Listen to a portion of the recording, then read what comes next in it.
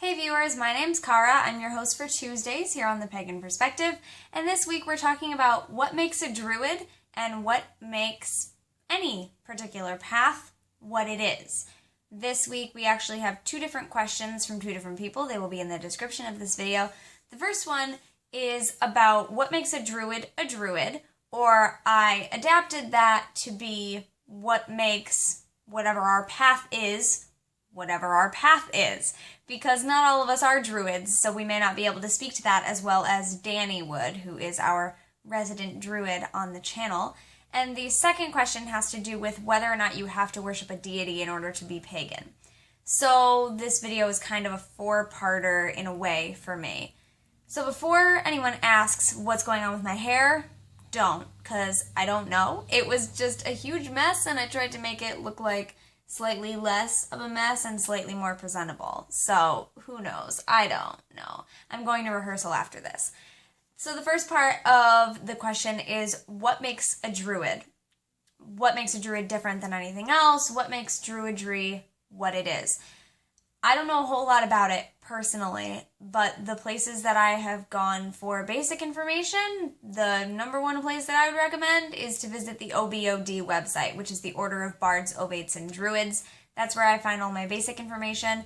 And the only other way that I've really been able to learn more about druidry other than reading some basic books about it, like I have the Everything Paganism book by Celine Silverwind, and that goes over some basics about druidry, and it goes over the difference between that and other basic things within other paths.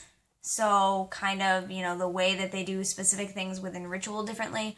The other way that I've been able to figure that out for myself is that there is a local druid grove local to the Cleveland area that does public rites and rituals and blessing rites and things like that year round, and they frequently do workshops and do public ritual at Cleveland area Pagan Pride. So I've seen and participated in some of their druid rites in a public setting.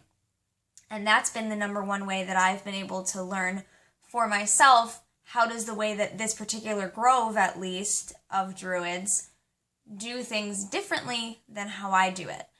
So the way that they communicate with the elements is very different than I do it as a Wiccan-ish based witchcraft practitioner.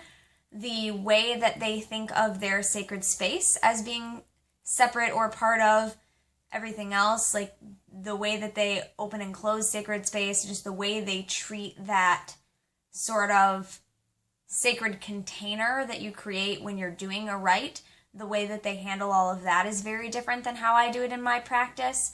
And the number one thing I've noticed that's different is just the way that they treat offerings and devotions and gratitude and everything like that. But Danny could speak much more to that, I'm sure. Oh, I'm dropping things, excuse me. Anyway, that's how I've been able to figure it out. Otherwise, I would recommend the OBOD website for sure, and that's my main resource. So I want to talk a little bit more about what makes a Wiccan and what makes a witch in my view. I consider myself a Wiccan-based practitioner, though I am not strictly Wiccan. I identify more as a pagan and more as a witch these days, but I do recognize that the origin of my path and a lot of the basic way that I do ritual and stuff like that stems a lot from Wicca, and even my involvement in the reclaiming tradition does have some roots within Wicca as well. And I have a good friend who is a high priestess of a British traditional witchcraft coven tradition, and so I learned some things from her as well.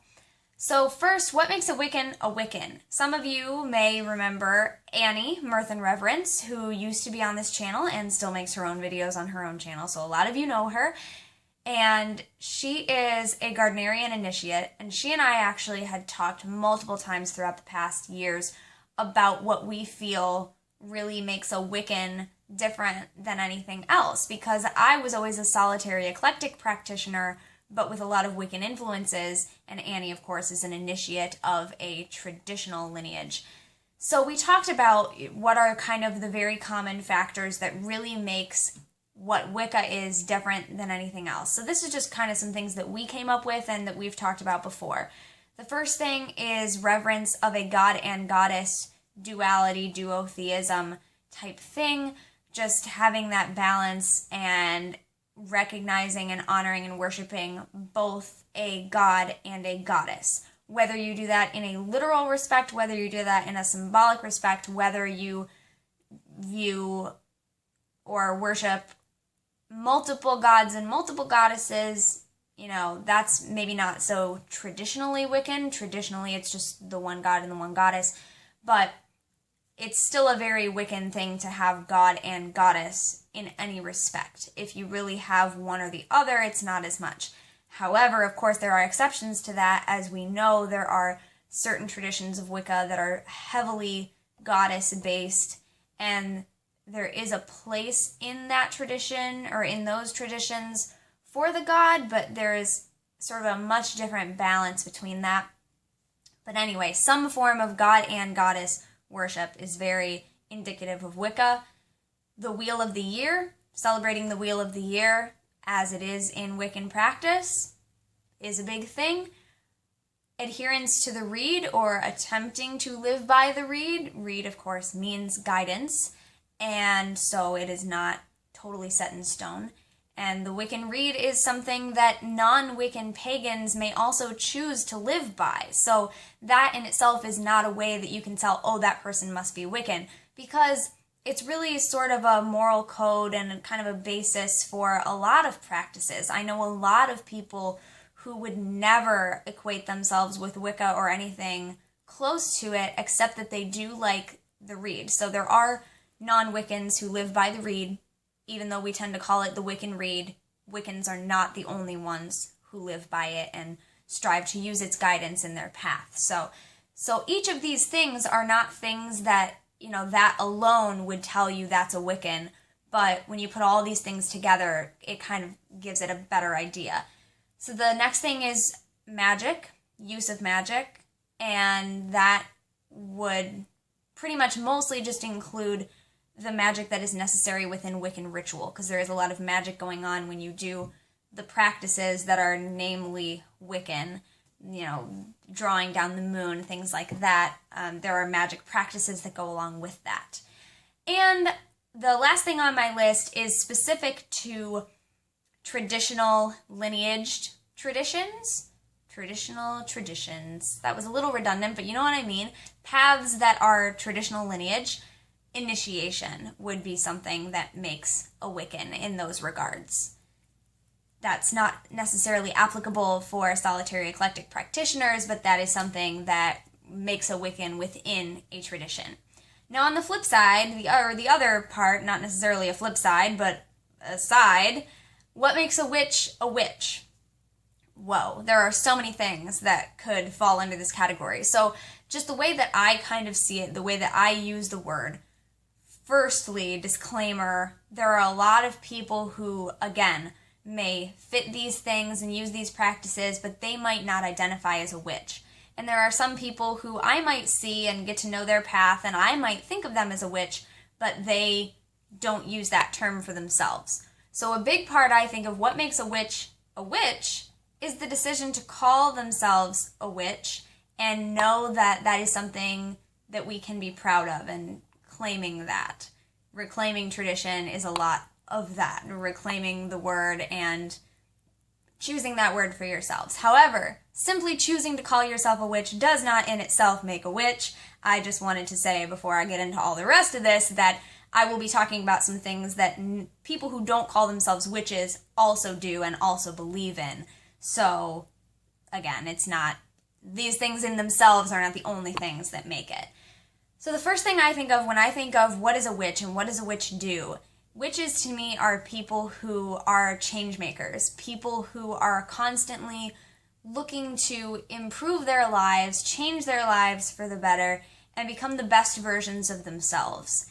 And knowing that in doing so, that affects the rest of the world around them to become better as well and become the best version of the world that it can be. you may be familiar with the saying, a healthy priestess makes all things whole. And it's that idea that taking care of yourself and really working on your own transformation affects the world around you. There's also a saying that I know we use in reclaiming rituals that I've heard a lot in reclaiming circles, which is that what happens between the worlds changes all the worlds. It's this same idea that working on yourself then changes everything outward. So that's really a big thing of what I think of as being a witch for me. And witchcraft, of course, this is what used to always be the definition for me is, well, a witch is someone who practices witchcraft. And there might be practitioners of magic who do a lot of the same things, but they might not consider what they're doing witchcraft. Or there are other practices, I guess, that don't really fall within the realm of witchcraft that are other things, I guess. So part of it for me is that witches practice witchcraft, the craft of witches, or the wise, or the old ways, or whatever, blah, blah, blah, blah, all those many things that you could say. That's a big one. I mean, it's in the name. Witches practice witchcraft. There's another thing that I think of a lot is just this idea of balance, that witches are people who kind of walk that line between balancing light and shadow. And there are a lot of misconceptions about how people are with their paths, of whether they're too much light or too much dark. And I think that we kind of teeter back and forth between what we're going through a lot of at the time. I think that might be okay. There are also just some people who are more inclined toward one side or the other, but I personally think it's really important to have a little bit of that other thing within it, and I think it's almost impossible not to. It's like the yin-yang principle, that there is a little light in the darkness and there is a little darkness in the light. So to me, witches are people who really work for that balance, or just kind of, it's not a perfect stasis, but it's going back and forth and always coming back into balance kind of thing, light and shadow. Witches are people who are not afraid to work on the really, really tough things and dig out the shadow, and also not afraid to live a little bit in the light, in the harsh light of the world. These are not all, happy, good things. There's positive and negative about light and darkness. That's a total separate video. I'm not going to go into that, but, these are things that, whatever the case may be, whatever it is, you're not afraid to step into it. And even if you are afraid, you do it anyway. That's a huge thing. And self-examination is another thing that I think is really indicative of witchcraft for me, and the way that I am a witch, is taking a lot of time to, again, work on the self, but self-examine more specifically, and kind of dig into what's going on with me and everything that comes out of that. Scott Cunningham wrote something called The 13 Goals of a Witch, and I've seen it floating around the internet in many different ways. People have copied it, changed the name of it, changed one or two things of it, and put their own, tag on it or label on it. But Scott Cunningham wrote something called The 13 Goals of a Witch, and it includes things such as know yourself, know your craft, put your words in good order, put your thoughts in good order, meditate, eat well, exercise, and the last one, as he wrote it, is honor the goddess and the god. That one is not something that every person who identifies as a witch might identify with. That one for sure. The rest of them, even if they're not something that you do a lot of, like some people might not think that their practice is very meditation heavy or anything like that, but I really feel that those 13 goals are a really great starting point. It gives you an idea of kind of the work of a witch. It starts with know yourself.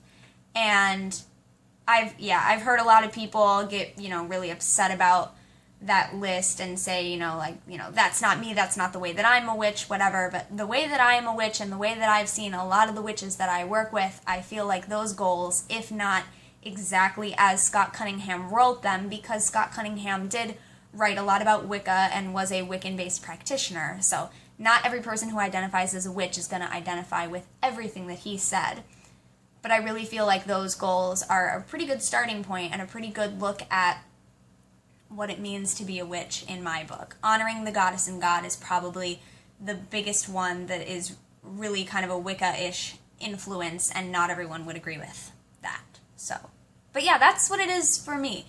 And the last part of the video today, the second question that I thought kind of went along with it a little bit, was someone asked, do you need to worship a deity in order to be pagan? And this is something that we've talked about a couple times on the channel in the past. We've mentioned it here and there. So just to reiterate my opinion and my view on it, no, you do not need to worship any form of deity in order to be a pagan. There are pagans who do not worship deity. There are pagans right here on the channel who do not identify as theists and who are pagan.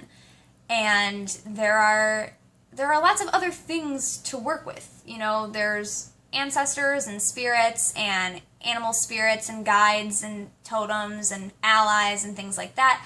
There's also abstract concepts. There's a whole lot of different stuff going on that people who identify as pagan are a very large group, and not all of us worship any form of deity. Although a lot do, it's not something that is done by all pagans across the board. Sorry, I couldn't think of the word that I was looking for there. But yeah, so that's the short answer. Easy as that. No, we don't all do that. Although a lot of us seem to, and a lot of the questions that I get right away, the first thing people think is, oh, I have to figure out who my matron and patron, god and goddess are, and you know, that's the first thing I need to do. I didn't have that for years into my practice. So if it's not something that's calling to you right now, but this path seems right for you, and there's other things about it that are calling to you, do that thing. Go for it. So that's my video this week. I will see you next week with another one. And until then, don't forget to be awesome, blessed be, and goodbye. Thank you very much for watching.